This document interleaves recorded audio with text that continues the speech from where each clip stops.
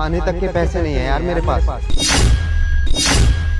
यार खाने तक के पैसे नहीं बचे मेरे पास, और तू जानता मैं ऐसा लड़का नहीं हूँ कि बेवजह पैसे मांगूंगा। यार तू ही तो मेरा दोस्त है, तुझसे नहीं मांगूंगा तो किससे?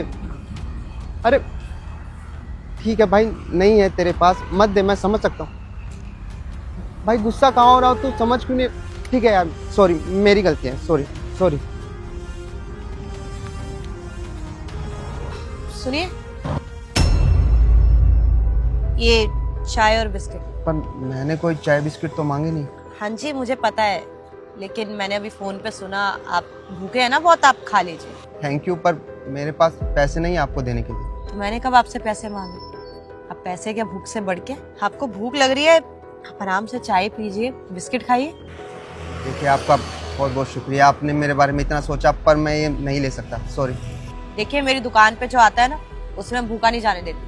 ये चाय भी आपको पीनी पड़ेगी और ये बिस्किट भी आपको खाना पड़ेगा। और पैसे मुझे नहीं चाहिए, बस एक सवाल का जवाब चाहिए। जी पूछिए। आप देखने में इतने अच्छे घर से लग रहे हैं, पढ़े लिखे भी लग रहे हैं, ऐसे लगता है कि कहीं अच्छी जगह पे नौकरी करते होंगे। तो ऐसा भी क्या हो गया कि आपके पास एक चाय पीने के पैसे नहीं है? सही पहचाना आपने, मैं पढ़ा लिखा भी हूँ और अच्छी खासी नौकरी भी कर रहा था। पर अभी कुछ दिनों पहले की बात है, मेरे एम्प्लॉय ने मुझ पर चोरी का इल्ज़ाम लगा दिया और वो साबित भी हो गया। पुलिस आ गई, पुलिस मुझे लेके चली गई, कुछ दिन जेल में भी रहा। और अब पुलिस ने मुझे बोला है कि आप इंडिया से बाहर भी नहीं जा सकते, और कहीं और नौकरी तो मिलने से रही। बस भटक रहा हूँ तब से, और माँ बाप तो मेरे हैं नहीं, रिश्तेदार हैं कुछ, पर वो बस नाम के ही हैं, उनसे तो कोई उम्मीद रख ही नहीं सकता मैं। कुछ बचपन के दोस्त थे जिनसे अभी बात कर रहा था ना मैं, मेरा बचपन का दोस्त, साथ में पढ़े खेले, आज उससे पहली बार मदद मांगी, उसने भी मना कर दी। सही कहा किसी ने, जब किसी का बुरा वक्त आता है ना, उसका कोई साथ नहीं देता। और अब ऐसा लगता है कि कुछ बचा ही नहीं है लाइफ में, सब खत्म हो चुका है। अब समझ नहीं आ रहा क्या करूं, कहाँ जाऊं, किससे मदद मांगूं। देखिए आप टेंशन मत लीजिए, बुरा वक्त आता है तो अच्छा वक्त भी आता है, तो आपका अच्छा वक्त भी आएगा। बस इस समय आपको थोड़ा शांत रहना पड़ेगा, सब ठीक हो जाएगा। ये बस कहने की बात है, आप क्यों झूठी तसल्ली दे रही मुझे? पर खैर छोड़िए, तब से मैं बोले जा रहा हूँ, आपके बारे में मैंने कुछ पूछा ही नहीं। आप ये चाय की रेहड़ी क्यों लगा रखी है? आपके घर में कोई नहीं है क्या? है, मेरे घर में तो सब लोग हैं, पर अब मैं उस घर में नहीं हूँ, मतलब? क्योंकि मुझे एक गलत लड़के से प्यार हो गया। मुझे लगा वो लड़का मेरे लिए बहुत अच्छा है, तो अपने माँ बाप के खिलाफ जाके गांव से भाग के यहाँ पर आ गई। मम्मी के सारे गहने, घर में जितने पैसे हैं सब लेके यहाँ पे आ गई। पर वो जो आदमी था वो झूठा निकला, फ्रॉड निकला। मेरे सारे गहने पैसे लिए, पता नहीं कहाँ भाग गया, घर वापस भी नहीं जा सकती। उनका नाक जो कटवा दिया मैंने, एक लौती बेटी हूँ घर की जो घर से भाग गई। घर जाने की कोशिश भी करी थी मैंने, लेकिन जब तक घर पहुंची ना, इतना पता चल गया कि उनके लिए मैं मर चुकी हूँ। और क्यों नहीं मरूंगी, उनका इतना नाम डुबाया मैंने। तो बस यहाँ शहर में वापस आ गई और जो छोटे मोटे काम मिलते गए वो करती रही। पहले लोगों के घर में झाड़ू पोछा करती थी, और अब बस पैसे बचा बचा के अपनी चाय की रेहड़ी खोल ली। सपने तो मेरे भी बहुत थे, पढ़ूंगी, एक अच्छी जॉब करूंगी, एक अपना परिवार बनाऊंगी। पर जैसा सोचते हैं ना, हमेशा वैसा होता नहीं। पहले मुझे लगता था कि मेरी जिंदगी में कितनी दिक्कतें हैं, पर जब से दुनिया में बाहर घूमने लगी हूँ ना, अलग अलग लोगों से मिलने लगी हूँ, पता चला है दिक्कतें तो सबकी जिंदगी में, बस कुछ लोग छुपा लेते हैं, कुछ लोग छुपा नहीं पाते, पर झेल सब लोग रहे हैं। और जिंदगी का नाम ही तो ये है। सही कहा आपने, आपकी बातें सुन के तो मुझे अपनी कोई प्रॉब्लम लग ही नहीं रही।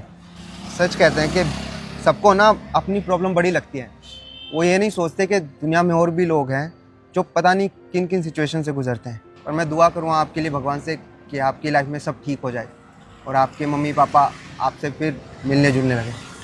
आप ये सारी बातें छोड़िए, आराम से चाय पीजिए, बिस्किट खाइए, और कुछ चाहिए होगा तो मुझे बता देना। Thank you so much.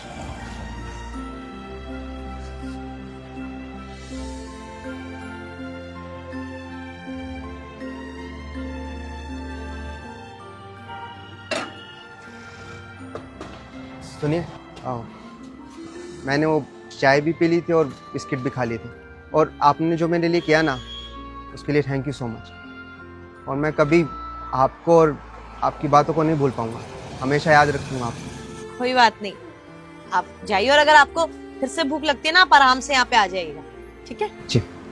1 minute रुकिए।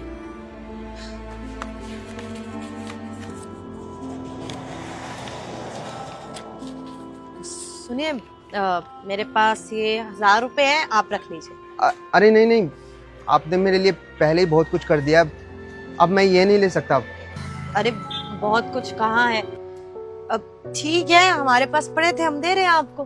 देखिए, आप दिक्कत में है, आपके पास नौकरी नहीं है, खाने को पैसे नहीं है, तो कैसे चलेगा? मुझे पता है ये बहुत ज्यादा नहीं है, इससे कम से कम 2-3 दिन तो शायद आपका गुजारा हो जाए, तो आप रख लीजिए। मैंने आपसे बहुत मदद ले ली, अब मैं ये भी लूंगा ना तो अपने ही नजरों में गिर जाऊंगा। प्लीज ऐसा मत कीजिए। देखिए, ऐसी कोई बात नहीं, हम सब लोगों को एक दूसरे की मदद करनी चाहिए, तभी तो जिंदगी आसान लगेगी। और छोटी सी मदद है, ज्यादा बड़ी बात नहीं है। जब आपकी नौकरी लगेगी ना, आप आके मुझे वापस दे देना, बस।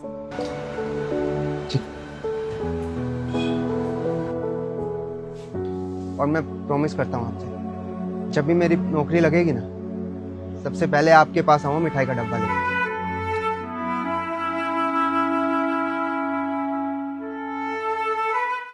हाँ सर, हाँ काम अच्छे से चल रहा है, आप चिंता मत कीजिए। जी जी सर, मैं आपसे बाद में बात करता हूँ। अरे आपकी नौकरी लग गई?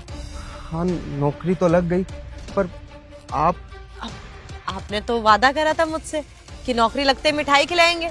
अरे मैं नौकरी लगते ही आपकी वो डैडी के पास ही गया था, पर वहाँ कोई था ही नहीं।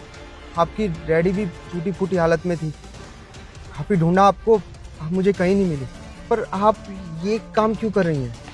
वो हमारी जो चाय की रेडी थी, वो एमसीडी वालों ने हटा दी, और हमने एक और जगह लगाने की कोशिश करी, वहाँ भी मना कर दिया। पता नहीं, बोलते अब नहीं लगा सकते, फिर कहीं कहीं जगह सोसाइटी वाले मना कर देते हैं। तो अब सारे पैसे भी खत्म हो गए थे, कर ही नहीं सकते थे कुछ हम, तो बस यहाँ पे ही हम मजदूरी का काम करते हैं, और जहाँ जहाँ थोड़ा बहुत ऐसे काम मिलता है तो वही कर लेते हैं। देखिए ना, भगवान भी कैसे कैसे दिन दिखाते हैं। उस दिन मैं मुसीबत में था, आज आप मुसीबत में हैं, लेकिन अब आप क्या करेंगी? यही काम करती रहेंगी क्या? अब करेंगे क्या, जिंदगी जैसे चलानी है वैसे चलाएंगे। ये काम मिल जाते हैं, इससे थोड़ी दिहाड़ी बन जाती है, और घरों में तो काम मिलता ही नहीं है। आजकल सब लोग नौकरानियां वो कंपनी से मंगाते हैं, हमें मंगाते ही नहीं, पर हम ये छोटे मोटे काम करके गुजारा कर लेते हैं। देखिए, मैं आपसे कुछ कहना चाहता हूँ, पर समझ नहीं आ रहा कैसे कहूँ, पर कहना ज़रूरी है। देखिए, जिस दिन मैं आपसे पहली बार मिला था ना, और आपसे मिलकर बात की, आपको जाना, आपकी सोच, आपके विचार, आपका वो दूसरों के प्रति केयरिंग वाला नेचर, सच कहूँ तो उसी दिन मैं आपको पसंद करने लगा था। वो कहते हैं ना, पहली नज़र का प्यार। पर उस वक्त मैं आपके लायक नहीं था कि आपको ये बात कह सकूं, पर मैंने सोच लिया था कि जिस दिन मैं आपके लायक हुआ ना, उस दिन मैं आपसे ज़रूर शादी के लिए कहूँगा। और सच कहूँ तो जब भी मैंने सोचा ना कि मैं अगर शादी करूँगा ना, तो आप जैसी लड़की से करूँगा, जिसकी सोच अच्छी हो, जिसके विचार अच्छे हो, जो दूसरों की मदद करने में विश्वास रखती हो, दूसरों का ख्याल रखती हो। और आप में वो ना, मैंने सब क्वालिटी देखी। अगर आप भी मुझे पसंद करती हैं और मेरी लाइफ में शामिल होना चाहती हैं, तो अपना हाथ बढ़ा दीजिए। देखिए, क्या बोल रहे हैं आप? मैं मजदूरी करती हूँ, आप इतने पढ़े लिखे हैं, आप अच्छी जगह नौकरी भी कर रहे हैं, आपको तो बहुत अच्छी अच्छी लड़कियां मिल जाएंगी, आप मेरे साथ अपनी जिंदगी क्यों बर्बाद कर रहे हैं? अरे सच कहूँ ना, आप जैसी लड़की ना आज के समय में मिलना ही मुश्किल है। वो तो शायद मेरी किस्मत अच्छी है कि मेरी मुलाकात आपसे हो गई। अगर आप मेरी लाइफ में शामिल होंगी ना, तो मैं भाग्यशाली हूँगा। मुझे लगेगा कि मेरा जीवन सफल हो गया। मैं जानता हूँ ये डिसीजन सिर्फ मैं अकेला नहीं ले सकता।